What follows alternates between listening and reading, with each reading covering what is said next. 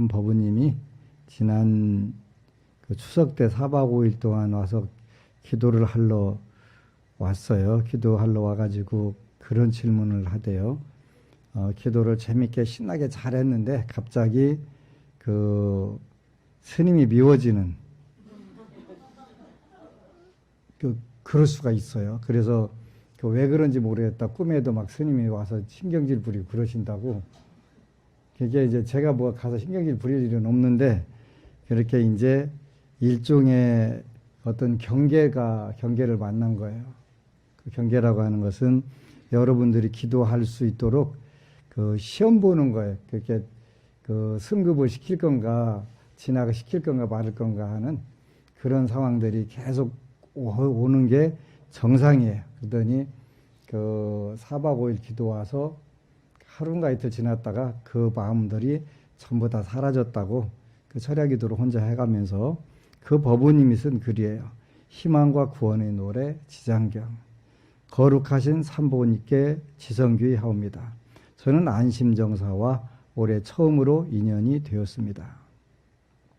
고마우신 불보살님과 법안스님, 법사님들, 따뜻한 안심 법우님들께 보답하는 길이 무엇일까 고민하다가 글을 하나 올립니다. 제 이야기를 많은 분들과 나누어 비슷한 상황에 있는 분들에게 힘이 되고 지장경이 정말로 희망과 구원의 노래라는 것을 알리고자 용기 내었습니다. 저희 어머니는 제가 기억할 수 없는 어린 시절부터 언제나 아프셨습니다. 심장병이 있으셔서 몇 번이나 심장마비로 병원에 실려가셨고 한평생 몸은 병마와 싸우고 마음의 병까지 얻으셨습니다. 어려서부터 저는 밤에 자다가 어머니가 숨을 쉬시는지 확인하느라 숨소리나 오르내리는 배를 확인하는 습관이 있었고 하루 종일 집에만 계시는 어머니를 여러모로 기쁘게 해드리고자 유머를 연마하고 학교 생활도 성실하게 임했습니다. 그렇게 성인이 되기 전 대학 진학을 앞두고 고향인 어머니 곁으로 계속 있으려 하였으나 어머니는 제게 당신이 가고 싶으셨던 대학을 제가 대신 가주기를 바라셨고 저는 상경하게 되었습니다. 문제는 그때부터입니다. 따로 나와서 지내면서 저는 전과 달리 가족이 아닌 제 중심의 삶과 인생을 목표로 두고 가족을 소홀히 하는 생활을 하게 되었습니다. 그러는 사이에 어머니의 몸은 더욱 약해지셨고 아프신 곳은 더 들어만 갔습니다. 제게 인생의 중요한 큰 결정을 내리는 순간이 몇 번 있었는데 그때마다 어머니가 특히 심하게 아프셔서 스스로 포기하거나 또 갑작스런 어머니의 사고로 상황을 정리하고 어머니 곁으로 돌아가야만 했습니다. 참으로 서글펐습니다. 항시 멀리 나가도 이루어 놓아도 다시 처음으로 돌아가는 것 같아 우울한 나날을 보냈습니다. 어린 시절 저는 이웃 종교를 믿었는데 저희 시련이 모두 신이 저를 사랑해서 그런 거라는 그들의 위로가 처음에는 따뜻하게 느껴졌지만 고난의 강도는 점점 세지는데 계속 그 말을 듣다 보니 화가 나서 급기야 신께 그만 좀 사랑해 달라고 따지게 되었습니다. 결국 다른 기성 종교 모두를 선상에 두고 그 진리와 해결책이 무엇인지 알아보았습니다. 그중 모든 것은 나에게서 비롯된 것이고 업으로 윤회한다는 불교의 교리가 묘하게 저를 흔들어 놓았습니다. 한평생 머리만 쓰고 살아온 저를 어떤 반박도 할 수 없게 이성적으로 굴복시킨 교리는 불교뿐이었습니다. 동시에 지극한 정성과 불보살님의 가피로 모두를 극복해낼 수 있다는 신앙은 제 감성까지도 잡아주었습니다. 용기를 내어 혼자 찾아간 모 사찰 템플 스테이에서 첫 저녁 예불에 참석하고 연불과 목탁 소리에 하염없이 눈물만 나와서 그때 제 종교는 불교라는 확신을 가지게 되었습니다. 결국 불교를 통해 제 모든 상황을 정리하고 또 인정을 하게 되었습니다. 저는 결코 어머니를 저버리는 삶을 살 수 없다는 것과 제가 어머니에게 해야 할 일이 분명 더 있다는 것을 받아들였습니다. 보다 빨리 안정적인 직업과 공간을 얻어 어머니를 본격적으로 돌보자고 마음 먹었습니다. 현재 저희 가족은 아버지는 고향에서 일을 하고 계시고 저는 고향이 아닌 곳에서 직장 생활을 하느라 둘로 나누어져 있습니다. 비교적 휴가성이 자유롭고 어머니를 돌보기에 튼튼한 제가 어머니를 모시고 와 아버지 혼자 고향에 계셨습니다. 그리고 제가 어머니의 보호자로서 자식으로서 사람이 할 수 있는 최선을 다했습니다. 좋은 의사, 좋은 병원, 운동, 식이요법 등 이 모든 것을 다 하고도 병세는 악화되었고 병원에서 노력해도 현상 유지밖에 못한다는 예측에 너무도 무서웠습니다. 동시에 스스로의 무력함에 서글펐습니다. 어머니를 먹을 것을 챙겨드리고 씻기고 운동시키고 직장 생활을 제외한 나머지 모든 시간을 어머니를 위해 전적으로 매달리는 이 힘든 상황을 불교 교리인 인과와 업이라는 개념으로 묵묵히 받아들이고 이겨내는 힘을 얻었던 것 같았습니다. 그러나 그것만으로 만족할 수 없었습니다. 이에 지성이면 감천이라고 부처님께 매달려 보자고 마음 먹었습니다.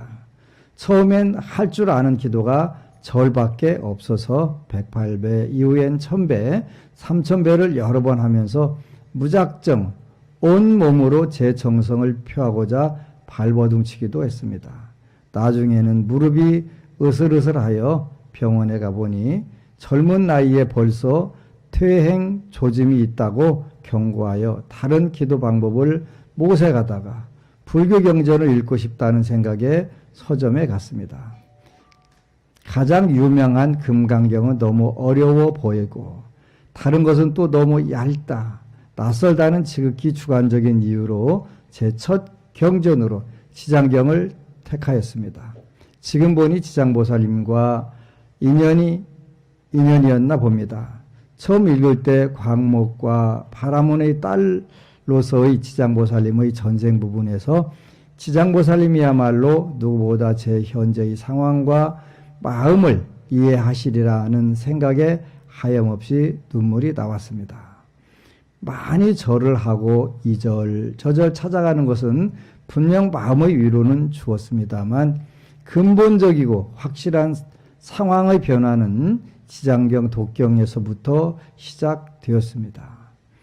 혼자서 마냥 읽고 있다가 재적사찰과 언제든 찾아뵙고 답을 구할 스승이 제게도 있었으면 좋겠다는 생각에 몹시 갈증이 났습니다. 지장보살님께 그런 곳과 그런 분을 제발 만나게 해달라고 기도드렸습니다. 그러던 어느 날 우연히 불교 방송을 보다가 법안스님을 뵙게 되었습니다. 여기서 나오는 법안스님은 여러분 앞에 앉아있는 저 말하는 거예요. 한국에 법안스님이 되게 많아요. 여러 명이에요. 그 중에 여기서는 저를 말하는 거예요. 잘 기억하셔야 돼요. 이따 시험 볼지도 몰라요. 평소 지장경을 읽으며 궁금했던 내용을 바로 그 순간 신의 행정에서 설해 주시는 것을 보고 깜짝 놀랐습니다.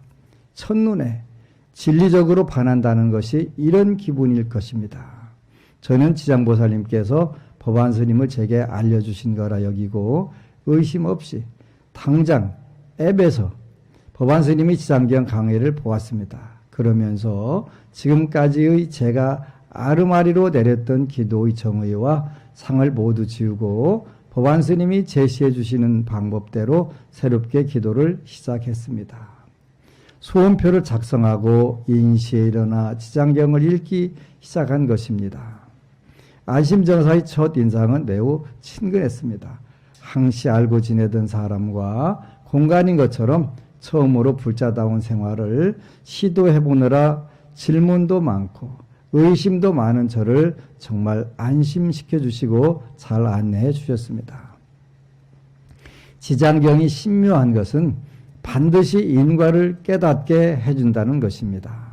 부처님, 지장보살님, 저희 어머니 건강하게 해주세요 라고 기도는 하지만 그 전에 반드시 저희 어머니가 왜 아프신지 깨닫게 해주셨습니다. 이를 보완하고 또 참여하게 유도하니 서서히 어머니의 건강이 호전될 수 있었던 것 같습니다. 또한 왜 다른 가족도 있는데 제가 엄마를 모시고 있고 특히 더 신경을 쓰고 있는지 언제나 궁금했습니다. 지장보살님께 전생에 어머니와 저는 무슨 인연이었기에 제가 이리도 어머니에게 매어 있는 것인지 여쭈었습니다. 왜 저인지, 왜 저여야만 하는지, why me를 묻고 또 묻던 어느 날 지장경 독경 중 제가 오래전 들었던 이야기가 불현듯 떠올랐습니다. 평소 정말 완벽하게 잊고 지낸 제 탄생 비화입니다. 저를 임신하고 4개월째 저희 어머니는 에스컬레이터에서 허리를 다쳐 하혈을 하며 병원에 실려가셨습니다. 그때 병원에서 인부가 위험하니 아이를 지워야 한다는 의사가 권했는데 저희 어머니는 울며 저를 지키겠다고 수술을 거부하셨다고 합니다. 그렇게 10달째까지 움직이면 하혈을 하여 누워서만 지내시며 저를 건강하게 낳으셨다는 이야기를 어린 시절 어머니에게서 들은 적이 있습니다. 정말 완벽하게 잊고 산 이야기입니다. 그도 그런 것이 어머니는 단 한 번도 이에 대해 생색을 내시지 않고 별 대수롭지 않은 이야기인 듯 여기셨기에 제 기억 속에서도 그런 취급을 했던 것 같습니다. 눈물이 쏟아졌습니다. 전생 인연까지 갈 필요 없겠구나. 이 생에서의 이미 나의 생명의 은인이거늘 낳아주시고 길러주신 어머니의 사랑을 깨달았습니다. 그에 비해 제가 이 정도도 못하겠느냐는 생각에 참여하며 지금의 상황을 감사하게 받아들이기 시작했습니다. 동시에 어머니를 통해서 제 부족한 성품도 깨닫고 다듬게 되었습니다. 어머니가 기억력이 안 좋아지셔서 같은 질문을 여러 번 하시고 엉뚱한 행동과 돌발 상황을 많이 만드셨는데 처음에는 감당이 안 되었습니다. 그래서 이것은 이것 저것은 저것이라는 식으로 이성적으로 어머니를 설득하는데 많은 에너지를 쏟았습니다. 기도를 하면서 제 그런 행동이 어리석음을 깨닫고 어머니 마음을 편안하게 해드리자는 쪽으로 바꾸니 어머니를 대하는 제 말과 행동이 한결 편안해지고 부드러워졌습니다. 지금은 웬만해선 화가 잘 나지 않아 직장 생활도 많이 편해졌습니다.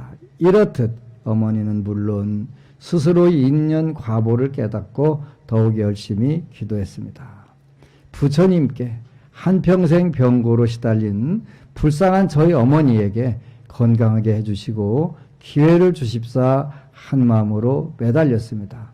그러면서 작게나마 공양도 올리고 방생도 하고 정성으로 불공도 드리니 1년도 안 되어 놀라운 일이 일어나기 시작했습니다. 몇 달 전부터 저희 어머니는 혼자서 씻으시고 식사하시고 운동하십니다. 지금은 어머니가 고향에서 제가 아닌 아버지와 알콩달콩 잘 지내고 계십니다. 제 기억엔 어려서부터 아버지, 어머니가 그렇게까지 금슬이 좋았던 것 같지 않은데 어머니가 백중기간 중 아버지가 너무 보고 싶다고 매일 노래를 부르시더니 급기야 백중회양전 저를 버리고 고향으로 가버리셨습니다. 혼자서 버스를 타고 직장에 있는 제게 나 버스 탔다 잘 지내라 나는 간다 라고 하시는 어머니의 전화를 받고 너무나 놀라면서 첫 마음은 걱정이 되면서도 어쩌면 더 큰 뜻이 있고 지장보살님이 돌봐주시리라는 믿음으로 마음이 곧 안정되었습니다. 지금까지도 어머니는 제게 안이 오시고 계십니다. 이제는 올라오고 싶으셔도 갑자기 일이 생겨서 못 오시게 되는 상황까지 벌어지고 있습니다. 스님께서 친견할 때 이상하네 어머니를 모시고 사는 사주가 아닌데 라고 하실 때만 해도 이런 상황을 상상하지 못했습니다. 대신 부모님 봉양에 대해 불보살님께 의지하고 그 방법을 구하라는 스님 말씀대로 소원표에 추가해 적었을 뿐인데 제가 예측할 수도 없던 상황이 전개되고 있어 아직 저도 좀 혼란스럽습니다. 하지만 어쩌면 어머니에 대한 저의 빚이 좀 줄어들었을 수도 있다는 생각이 들었습니다. 또한 제 일상과 공간에서 어머니가 빠져나가니 혼자만의 시간이 생기면서 다양한 인연이 찾아오고 어머니에게 집중하겠다고 다짐한 후 포기한 다양한 선택지들이 다시 떠오르기 시작했습니다. 소원표는 더욱 풍성해지고 제 인생을 더 잘 살고 싶다는 희망이 생기게 되었습니다. 더불어 지금 모든 상황이 아무 방해와 걱정 없이 오로지 제가 기도에만 집중할 수 있게 재편되고 있다는 생각도 들었습니다. 얼마 전까지만 해도 철야기도나 법회 가려면 어머니가 걱정되어 다른 가족에게 어머니를 부탁해야 마음이 편한 상황이라 자주 가지 못했고 인시기도를 하면서도 소리내면 어머니가 깨실까봐 불을 켜서 하기도 힘든 상황이었습니다. 지금은 매일 법문도 듣고 연불도 추가해서 하고 있습니다. 퇴근 후의 생활이 풍요로우니 이미 이것만으로도 큰 가피를 입은 것입니다. 요즘 매 일상이 소중하고 행복하지만 일보다 절에 더 재미난 것이 있다는 생각이 들어 오히려 살짝 고민이기도 합니다. 고향에 계신 어머니는 여전히 몸은 약하시고 또 이따금씩 다치시거나 아프시기도 합니다. 몇 주 전 집에서 넘어지셔서 엉덩이를 다치셨다는 이야기에 몹시 놀랐으나 청소를 하시다가 그러셨다고 하시기에 문득 이제 어머니가 직접 청소도 하시는구나 하고 감사하는 마음에 미소가 지어졌습니다. 이제는 저도 어머니도 어떤 상황도 두렵지 않습니다. 분명 좋아지셨고 더 좋아지리라는 믿음에 마냥 행복합니다. 아파도 다쳐도 큰 것을 작게 봐는 거라고 생각하니 부처님 감사합니다라는 말이 저절로 나옵니다. 위로 아래로 작은 변화와 업의 파동에 일희일비하지 않고 분명 지금 안심정사와 지장기도로 전반적으로 영혼이 업그레이드하는 상승곡선을 탄 것이라 확신하기에 담대하게 기도로 밀고 나가고 있습니다. 태어나서 처음으로 내일이 기대되는 삶을 살고 있습니다. 꿈도 250개 이상으로 많이 생겼습니다.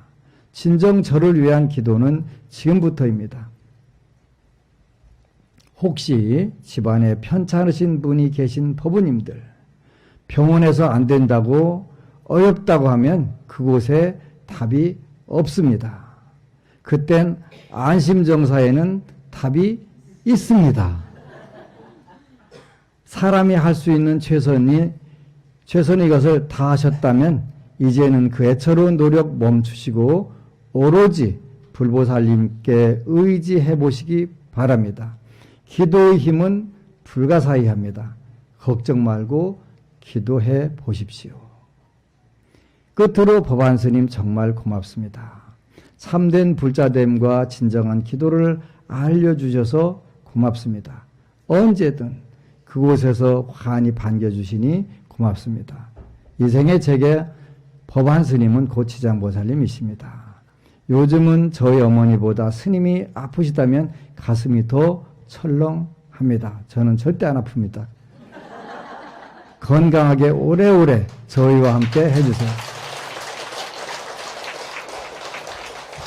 제 걱정은 절대 안 해도 괜찮습니다. 재수 없어서, 재수 없으면 120살까지 갑니다. 아주 멋있는 말씀을 하셨네요. 혹시 집안에 편찮으신 분이 계신 법부님들, 또 병원에서 안 된다고 어렵다고 하면 그곳에 답이 없습니다. 그때는 아심정사에 답이 있습니다. 사람이 할 수 있는 최선의 것을 다 하셨다면 이제는 그 애처로운 노력 멈추시고 오로지 불보살님께 의지하셔 해보시기 바랍니다. 기도의 힘은 불가사의합니다. 걱정 말고 기도해 보십시오. 너무 멋진 글을 아주 너무 멋지게 잘 쓰셨어요.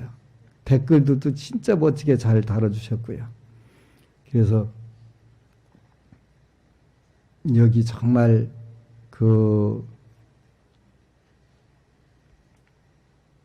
무엇보다도 내일이 기대된다고 한 그런 멋진 말씀들, 여러분들 힘으로 안 되는 거 불보살님들께 의지하세요. 괜찮아요. 그렇게 하는 것이 잘하는 거예요. 이제 정식으로 박수 한번 크게 쳐주고